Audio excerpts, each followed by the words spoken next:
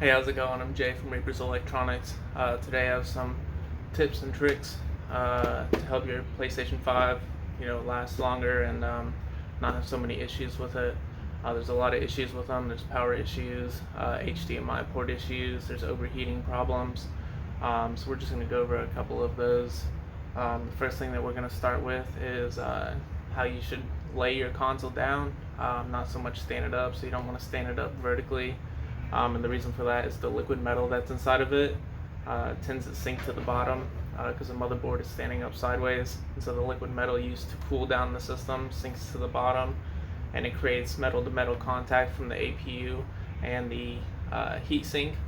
And you don't want that to happen, because then when you go to play PS5 version games, your console tends to heat up really quick because it's a lot more demanding. Same thing with like larger games that are downloaded or anything like that. So what you want to do is you actually want to lay it down on the right hand side. So if you have a digital version, obviously there's no disk drive or anything like that, so you just have to look at it and lay it down on the right hand side. If you have the disc version, you want to lay it down on the disk drive side there, which is fine, because when you go to put it in the disc, you'll actually be putting it in with the cover of the disc facing upwards. Another way to tell is that the back of it here, the HDMI port there, the top of it, you'll see the straighter part of the HDMI port. That's how you know that you're laying it down on the right side. Plus it'll say HDMI on top. If you lay it down on the other side, for one, the HDMI port is more likely to break, and you don't want to do that. So that should help with the overheating issues, laying it down on the right hand side. There's also some settings that you can change, which we'll go through in this video. But most of all, you want to lay it down on the right hand side and then plug it in. So you don't want to like have everything plugged in and then just move it over. You want to unplug everything and then lay it down and then plug everything back in.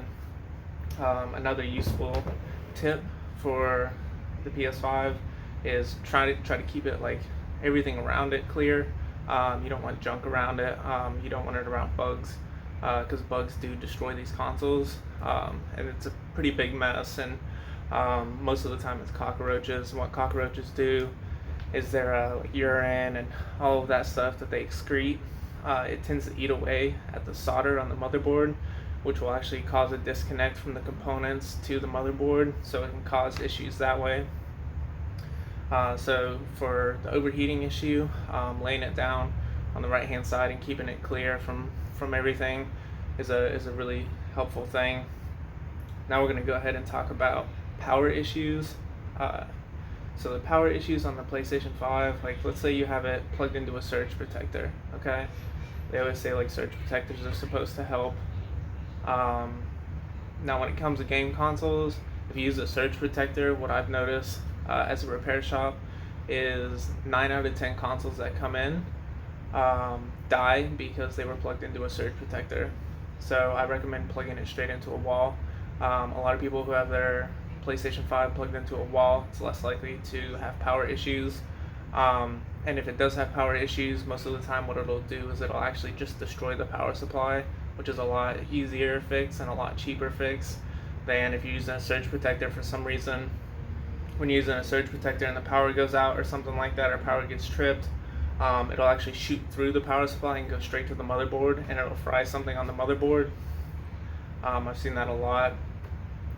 So that's obviously an issue. You want to make sure that you plug it into a wall. You don't want to plug it into a surge protector, because obviously if it kills your console, more than likely it's going to shoot into the motherboard and fry something out, such as the HDMI IC encoder chip, F7002, which is 2 chips on either side of the motherboard.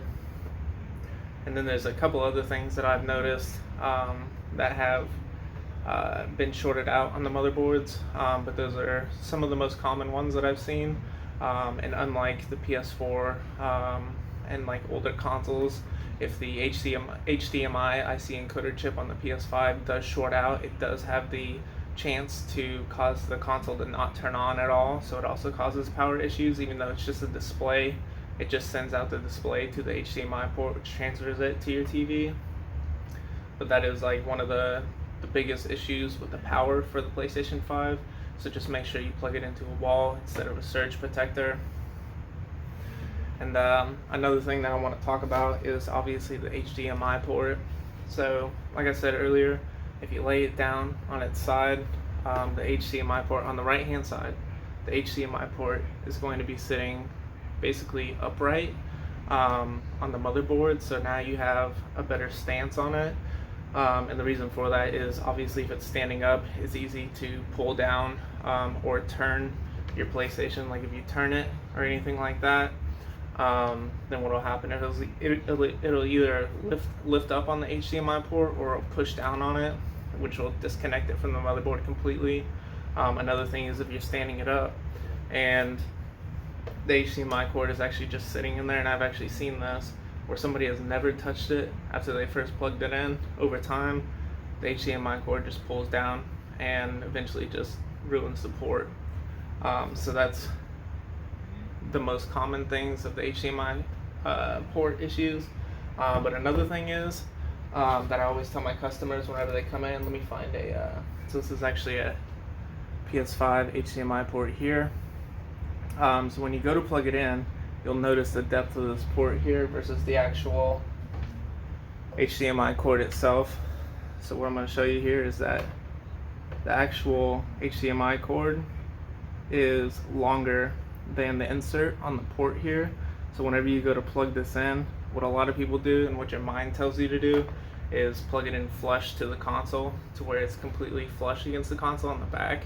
And you don't want to do that. There will be a little space that's kind of open.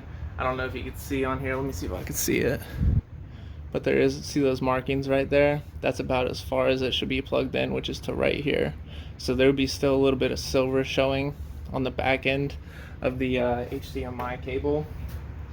And what that's going to do is a lot of times they come in and people push them in too hard in order to get that, again, the cable flush with the back of the PlayStation 5, and it actually pushes the middle of the port out. So as you can see here, there's that little plastic insert on the middle there, and it pushes that back through, and this little gate here on the back opens up, and it actually, a lot of times what it'll do is it just push it completely out, and sometimes it like rips the pads on the motherboard. It's just a disaster in order to fix it, but it will break it. So that's most of it for the HDMI port. But overall, those are pretty much all the precautions that you need to take. Now another thing, like I said, I was going to show you. I'm going to go ahead and pull it up here so that you can see. I'm going to go through the settings and show you part of the. This will help with like the overheating like issue. It's like a glitch almost with like the software or something. But I'm going to go ahead and show you how we can go into the settings to stop that, as well as laying your console down. Alright, so now that we have the console turned on, what we're going to do is we're going to come over here to settings. And once you go into settings, you're going to come down.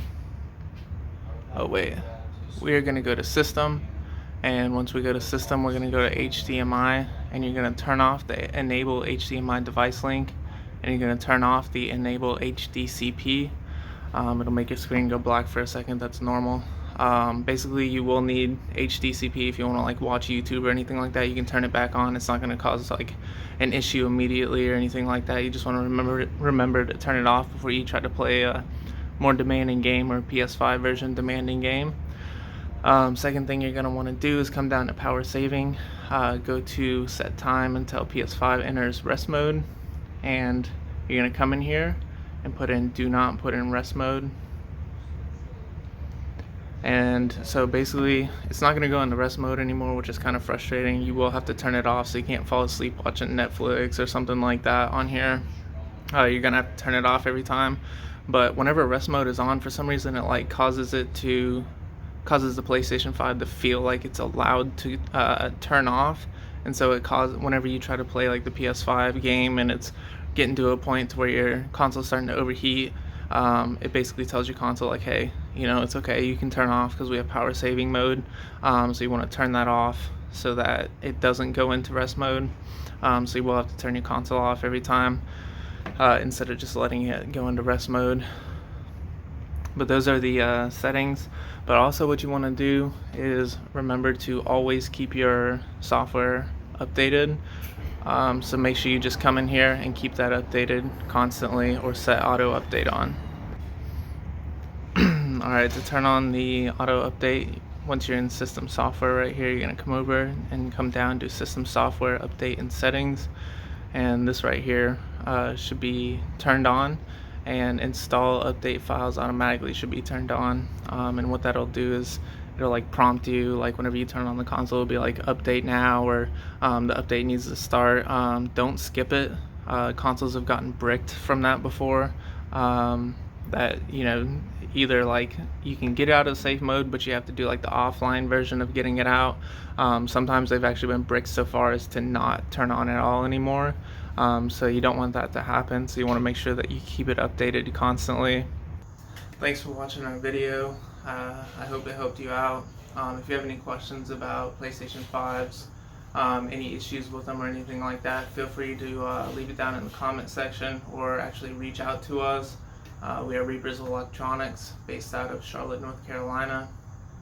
We work on PlayStation 5s, PlayStation 4s, Xbox Series, the X and S, and Xbox One S and One X, as well as controllers and other various electronics. There are some things we can't fix, but overall we mainly work on game consoles. So if you have any questions, again, feel free to reach out to us. Thank you for watching the video, and I hope that these tips helped you out, and I hope that your PlayStation 5 will last as long as it should.